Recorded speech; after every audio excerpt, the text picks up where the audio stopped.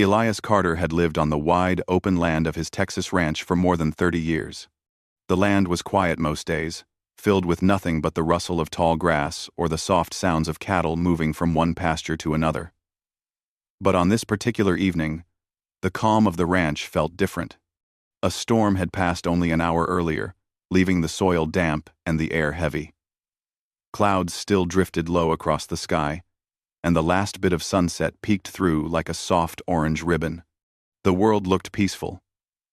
But Elias knew storms often brought surprises. He decided to walk the northern fence line to check for fallen branches or loose wires. The rain had been strong, and sometimes the wind pushed things around more than expected. Elias grabbed his hat, slipped on his old boots, and headed out across the field, his steps light but steady. He was used to this life, quiet, steady, predictable, or so he thought. As he walked along the fence, he noticed how the ground seemed softer than usual. The grass pressed flat from the rain.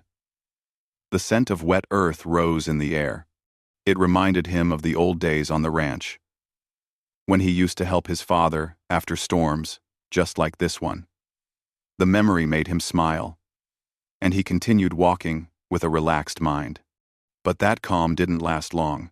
When he reached the barn area on his way back, he stopped. He heard something unusual. A sharp sound, almost like someone breathing fast. At first, he thought it might be a stray animal resting after the storm. But then the sound came again, clearer this time. And it wasn't an animal. It was a person. Elias walked slowly toward the haystacks near the barn, listening carefully. The breathing was shaky now, almost like someone trying not to panic. He stepped around the side of the barn, and there he saw him, Luke, the traveler who had visited earlier in the afternoon. Luke was sitting on the ground, leaning against a pile of hay, his face pale and his eyes wide with worry. His hands were pressed against his calf as if he was trying to hold something still. Elias felt a jolt of concern and hurried closer. "Son, what happened?" Elias asked, trying to keep his voice calm so Luke wouldn't panic more. Luke looked up at him with clear distress. I think something bit me," he said. His voice trembled slightly, but he tried to stay composed. "It happened so fast. I didn't even see it." Elias crouched beside him and gently moved Luke's hand away from his leg. There were 2 small marks near his calf, close enough to look like some type of bite. The skin around the area was swollen. Elias felt his stomach tighten. In this area, certain wild creatures were known to move around after storms, but he didn't want to assume anything too quickly. "What did you see? Did something jump out? Or did you step on something?" Luke shook his head. "I felt a sharp sting, and then it started swelling. I thought maybe it was one of those creatures from around here." Elias stayed quiet for a moment, thinking through his options.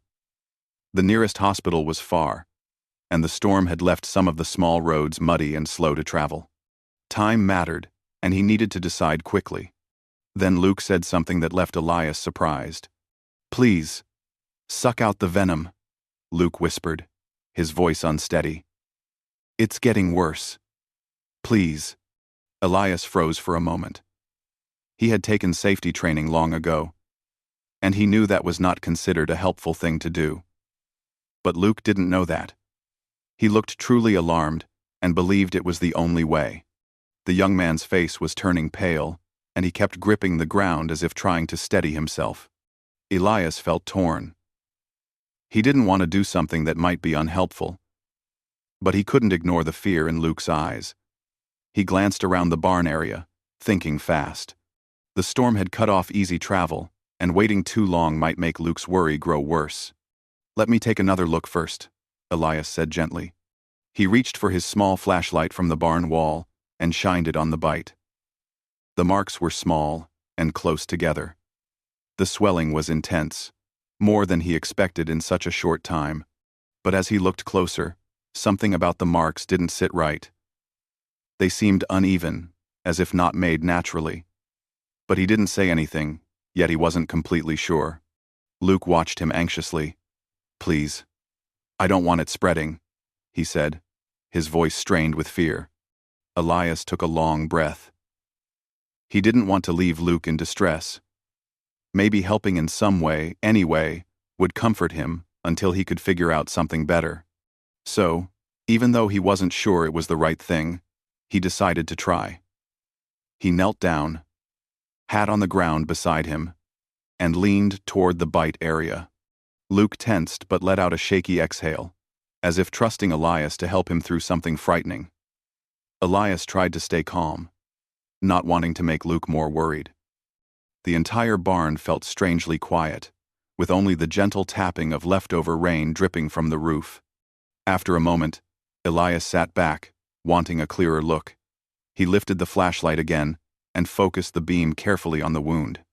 That was when he paused. The swelling didn't look like the natural reaction he had seen before.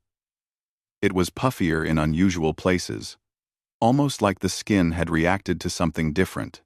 And the marks, 2 tiny punctures, didn't look deep enough for a creature's bite.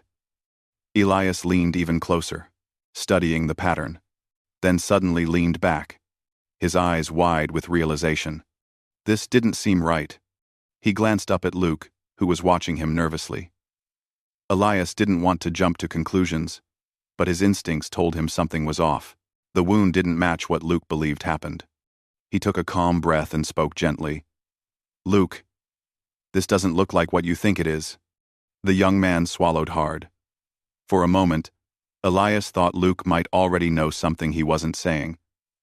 The air between them grew still, filled with the weight of something unsaid. Elias tried again. "Are you sure you didn't bump into something sharp? Or scrape your leg on something in the barn?" Luke looked away, avoiding his eyes. His voice was quieter now. I don't know. Maybe. Everything happened so fast." But Elias could tell. The worry in Luke's eyes wasn't just about the swelling. It was about something else, entirely. Something deeper. Something he was hiding. The rancher slowly stood and scanned the area around them once more, trying to piece together the truth. The barn, the hay, the soft ground. Nothing suggested a sudden animal strike, and the marks themselves were oddly shaped, almost as if they had been made by something small and pointed, something human-made. A strange feeling washed over Elias, not fear, but confusion and suspicion. Why would someone pretend to be hurt? Why would someone stage something like this on a quiet ranch in the middle of nowhere? He glanced back down at Luke. The young man looked troubled, his expression shifting between worry and something else Elias couldn't quite name.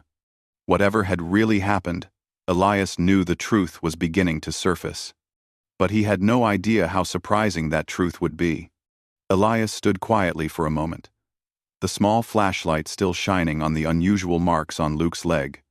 The soft light made the swelling look even more unusual, uneven in places that did not match any natural bite Elias had seen before.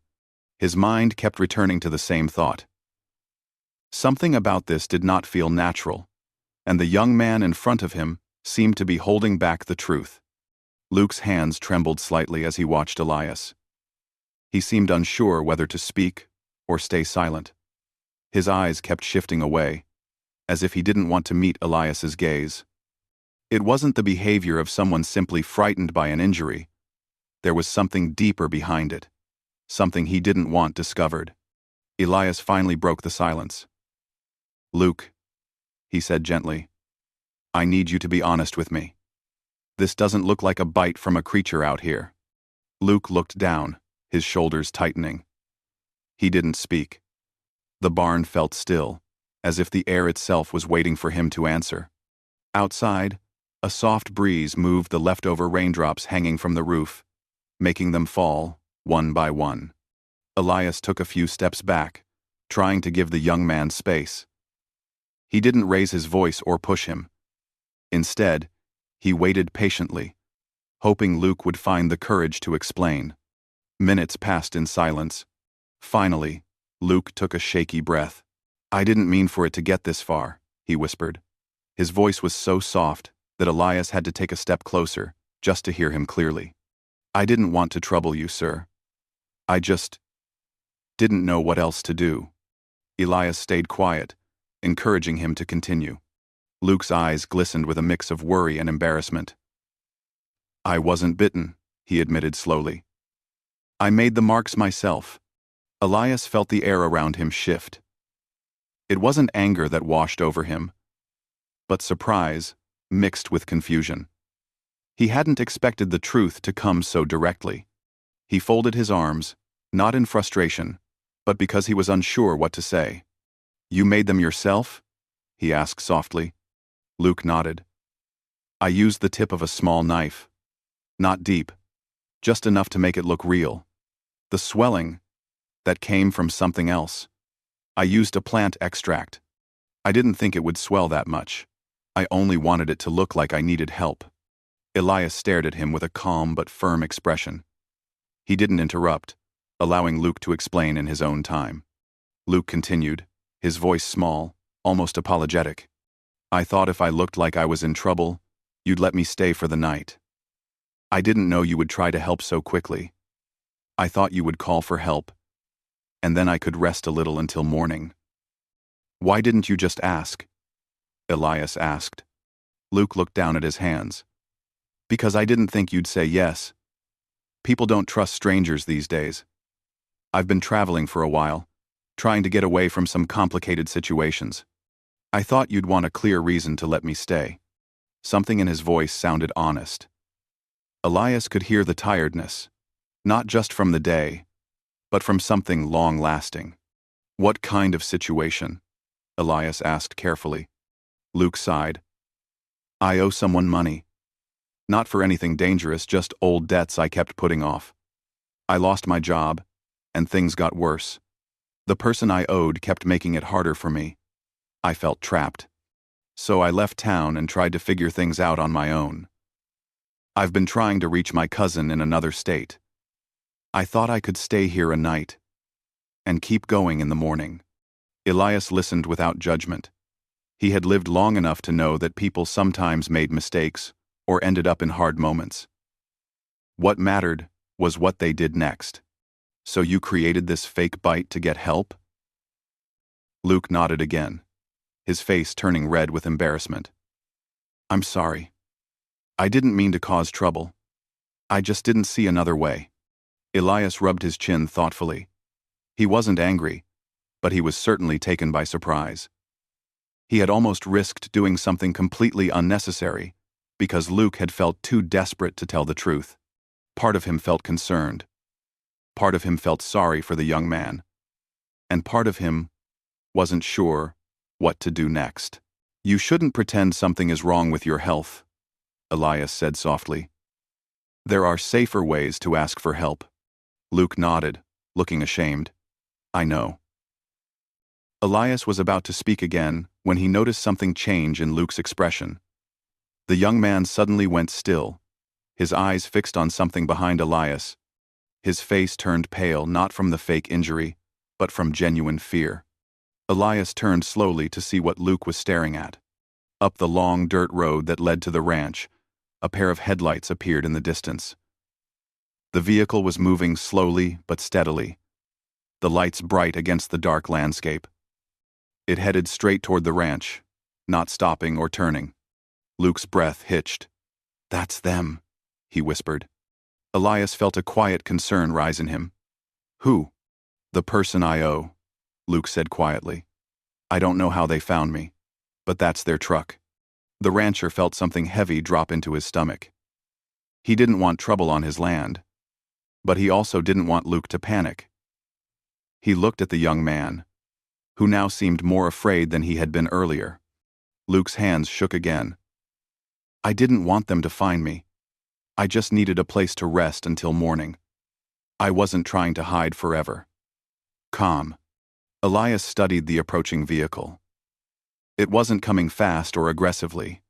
It simply rolled forward at a steady pace, bouncing slightly over the uneven ground. Whoever was driving did not seem in a hurry, and there was nothing threatening about it, just someone arriving. But Luke was clearly afraid of them for reasons that didn't involve danger, just pressure, stress, or personal difficulty. Something heavy enough to make him run, but not dangerous in the way Elias had first imagined. "You need to calm down," Elias said gently. "Running won't fix anything." "I know," Luke whispered. "But I don't know what to do." Elias knew he had to make a choice. Not a dramatic one, just a simple, human decision. Should he help Luke face whatever conversation was coming?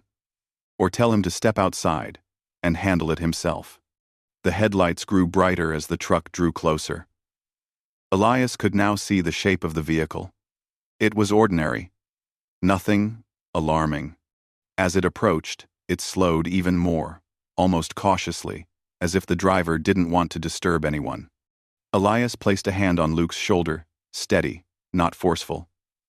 "Let's stay calm," he said softly. "No matter who's coming, we can talk to them. People can solve things with words if they're patient."